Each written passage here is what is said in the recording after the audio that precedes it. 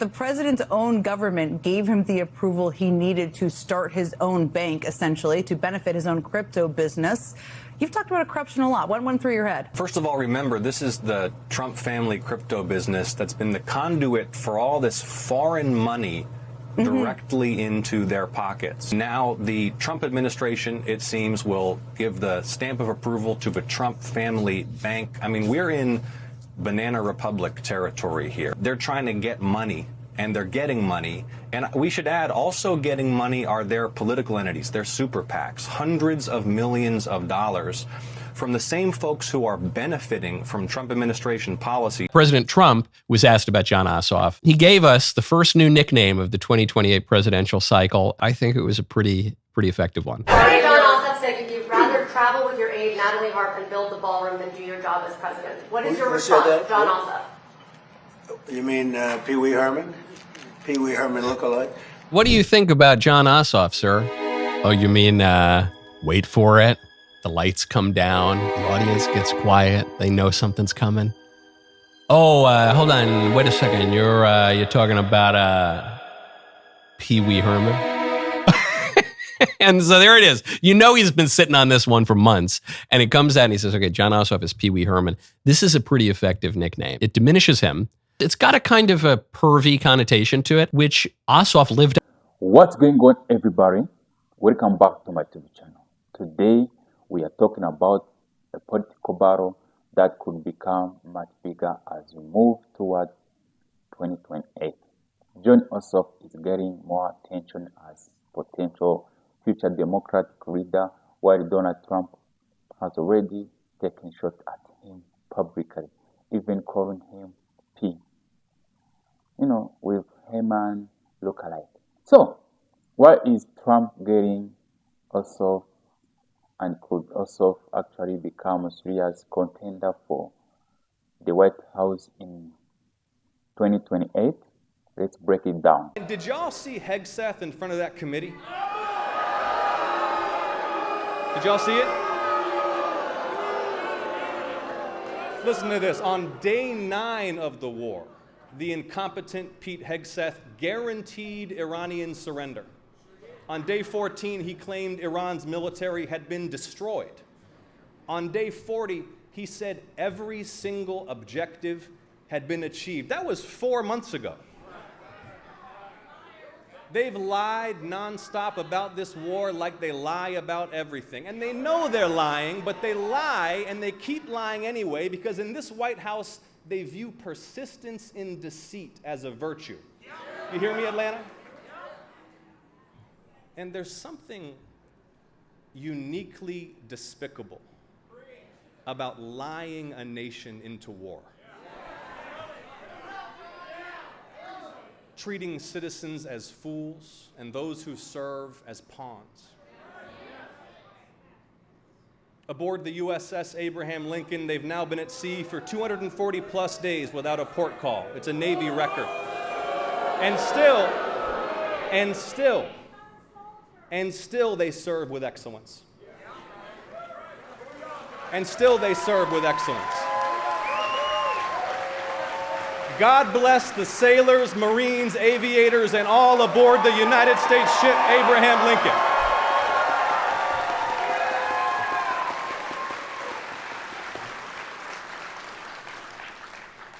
See, they don't expect luxury. They'll endure hardship. But they deserve competent leaders who send them into combat only when necessary, and with decisive clarity of purpose, not fools who lie about the purpose and progress of war. And while the sailors on the Lincoln fight his war, while he fruitlessly drains our munitions and oil reserves, the president sleeps through his meetings. He golfs and trades stocks. See, he doesn't want to do the job. He wants to build his ballroom and travel with Natalie on their apparently defenseless flying palace gifted by the Emir of Qatar.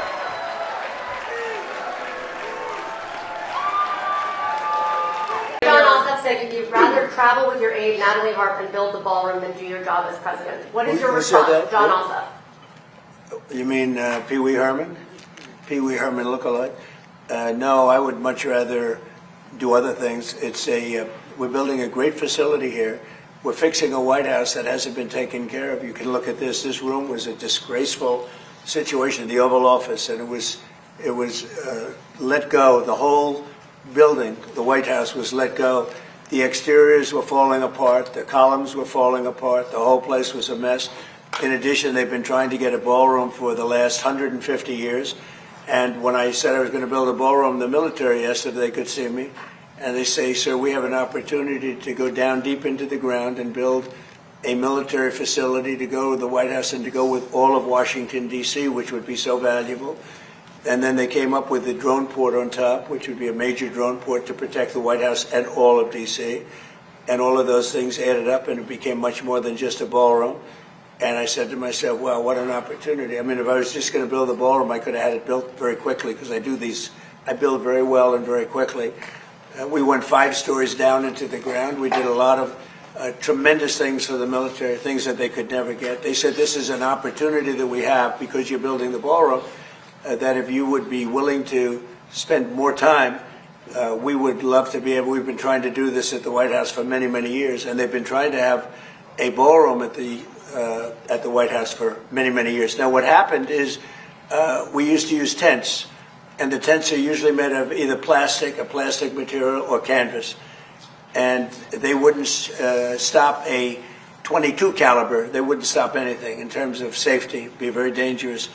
And they haven't used a tent for years. They haven't had any big, like we have President Xi coming on September 24th or so. I think it's September 24th.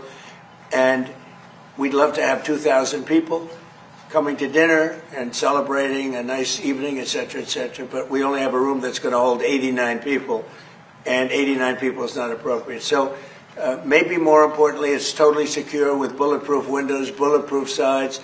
It's drone-proof, it's missile, every at the top of the line. And we need it, and especially with what's happened, unfortunately, to the world, you could say. I want to call everyone's attention again to this fundraising email signed by the president that Senator Kelly mentioned earlier, in which the President of the United States invites his campaign donors to, quote, claim your spot, join now to receive private national security briefings, to his political donors, featuring a photo of the president at a dignified transfer ceremony with a flag-draped coffin of an American service member killed in action returning to their family. And the American people need to know that the President of the United States is fundraising for his political campaign and his PAC using images of American service members killed in action, and it's a disgrace. Did Donald Trump have an affair? Republicans are freaking out that a Democratic senator kind of implied it. So what's been going on is Donald Trump has been seen a lot with a young blonde aide named Natalie Harp. She's about 33, 35 years old. And, the rumor mill's been noticing it. As we know, Trump, cheated on his first wife, cheated on his third wife. His second wife is the one he cheated on his first wife with, This is Trump, right? But no one said publicly anything about it.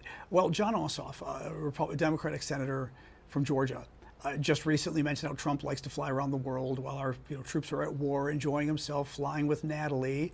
He said Natalie. Well, the Republicans went nuts about it. They've all been putting tweets up saying, how dare you attack Natalie Harp? She's such a wonderful woman, Natalie Harp. And the tweets keep naming her Natalie Harp. Well, Jon Ossoff, the senator, didn't give her last name. He simply said, traveling with Natalie. He didn't say, having an affair with her. He didn't give her last name.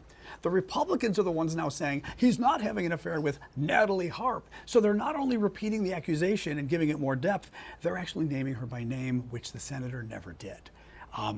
Not a great way to respond to a rumor, because this is called the Streisand effect, where basically you try to squash something, and by squashing it and talking about it publicly, you give it even more air, you give it even more airtime. In this case, you actually name the woman that the senator didn't even name.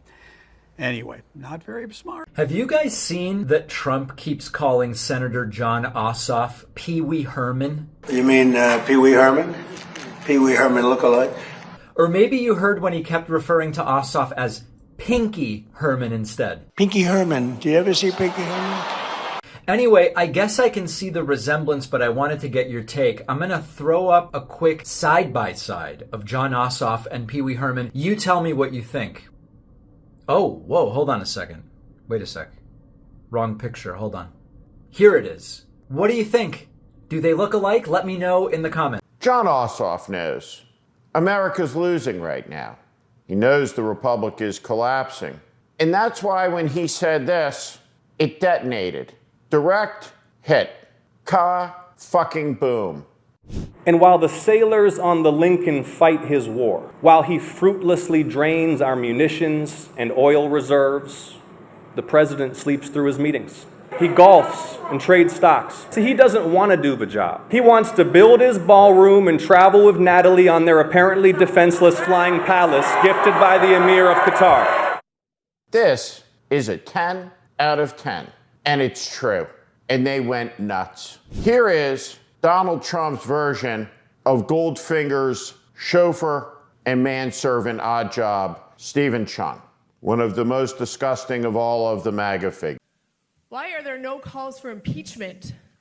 This is unacceptable. I will not live in an authoritative country, and neither will any of these people. You can do more. I like you, and I will vote for you if you are brave, and you do what we need. We need him impeached. We need him removed. There is no doubt that this president's conduct has already exceeded any prior standard for impeachment by the United States House of Representatives. I agree with you. But as I said at the beginning, I also have no choice but to be candid with you about the situation that we face and the tools that are at our disposal. As strongly as I agree with you, ma'am. And I regret if this is an unwelcome response, but my job is to be honest with you. The only way to achieve what you want to achieve is to have a majority in the United States House of Representatives. You might be wondering about this kerfuffle involving White House aide Natalie Harp, because much of what's going on here isn't necessarily being stated directly. This all started over the weekend when Democratic Georgia Senator Jon Ossoff said this. See, he doesn't want to do the job.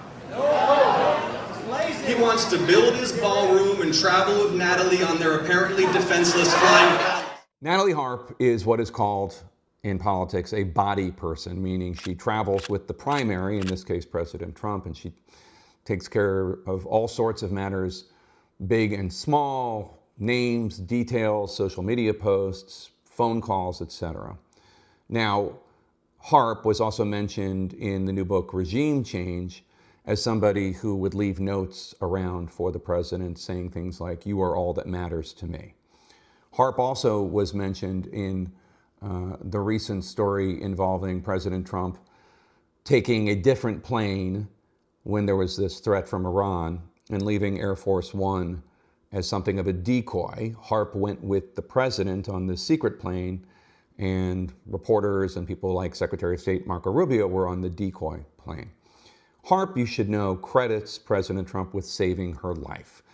She had cancer and she used an experimental treatment. President Trump had signed a bill allowing more freedom in experimental treatments, although a Washington Post investigation suggested that the treatment she got had already been FDA approved and wasn't necessarily impacted. Either way, what's important in that is that she apparently credits President Trump with saving her life, which seems an important detail. Now, Republicans are saying that Ossoff was suggesting something untoward when he mentioned Natalie Harp's name. Here is an example of a Republican who was upset about this on my show, The Lead. Ossoff, what he's talking about is this long-standing rumor that Donald Trump is having a relationship with Natalie Harp. That's what he's referring to. Now, Senator Ossoff insists he was not insinuating anything. Here he is on MS Now. The commander-in-chief has mired us in this geopolitical disaster. People have lost their lives. Our naval logistics are frayed. The global energy system is in crisis. And he retreats into this bubble of West Wing aides who are his security blanket to make him feel good about himself. When CNN's Kristen Holmes asked President Trump to respond to what Ossoff had said over the weekend, This is some of what he said. Mr. President, yesterday Jon Ossoff said you'd rather travel with your aide, Natalie Harp, and build the ballroom than do your job as president. What is your response, Jon Ossoff? You mean Pee Wee Herman? Pee Wee Herman lookalike? No, I would much rather do other things. But then the White House exploded, going nuclear, trying to send the message that if any reporter or politician brought this issue up, they would really get personal and nasty. Although it could be argued that the White House doing that, all they did was make the Natalie Harp story a much bigger story. To be clear, there's no evidence that there's anything going on between Harp and President Trump beyond a normal politician, body person relationship. But in DC these days, smears and counter smears and just overall ugliness, well, it's sadly coin of the realm. Donald Trump attempted to make fun of Jon Ossoff's appearance by referring to him as Pee Wee Herman. He even paused for laughter. The press did not laugh because it's not funny. Why? I'm sorry. Even if you're not attracted to him, this man is very attractive. This is a handsome... I'm unwell over him, okay? This man is... Let's just appreciate him for a second. Look at him. This man... this man attempted to make fun of this man's appearance. This man tried to make fun of this man's appearance. This man attempted to make fun of this man's appearance. I don't know if you can tell, but I have a thing for dudes in button-up shirts that are rolled up like that. Big fan. That collar undone, yeah. Trump is jealous of Jon Ossoff. Let's just be so for real. Also, Trump makes fun of people's appearance because he's not clever or witty enough to have any other critiques. He can't think of other critiques, so he just goes for the looks because that's all he thinks about. Are people's looks and his money and his power over everything. It's so embarrassing. Jon Ossoff represents a young generation of Democratic politicians, and his growing national attention is something worth watching.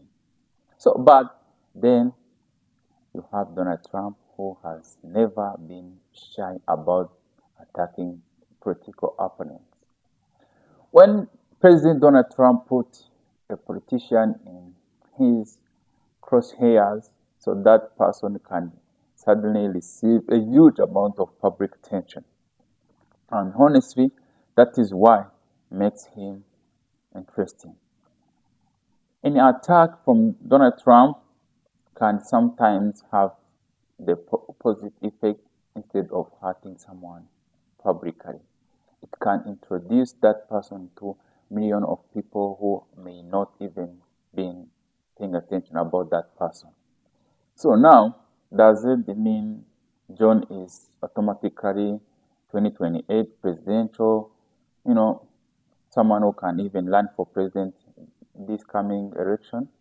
There is still a long road ahead, and successful presidential campaign requires national support, fundraising, organization, a strong message, and ability to connect with voters far beyond one state. But the bigger question is whether Donald Trump sees himself as someone who could even become a serious potential opponent, or whether this is simply another example of Trump's aggressive political style. Either way, this kind of tension could make yourself much bigger name heading into next election cycles. So I want to hear from you guys.